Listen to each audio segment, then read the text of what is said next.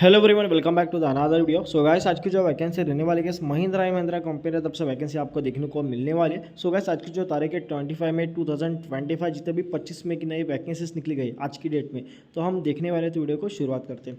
सबसे पहले जो वैकेंसी गाइस वो जयपुर से रहने वाली है।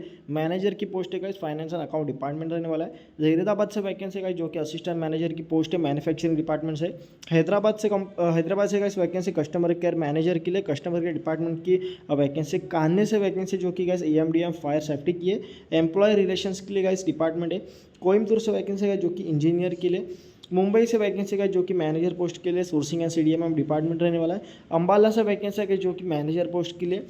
मुंबई से वैकेंसी डिज़ाइन प्रोजेक्ट मैनेजर की। चेन्नई से वैकेंसी है जो कि मैनेजर पोस्ट के लिए। पुणे से वैकेंसी है जो कि गाइस डेप्यूटी मैनेजर एडमिनिस्ट्रेशन के लिए। इसमें से कोई भी वैकेंसी अप्लाई करना चाहते हो, सिंपली गाइस लिंक डिस्क्रिप्शन में दिया हुआ है, डायरेक्टली इजीली जाके अप्लाई कर सकते हो। Thank you.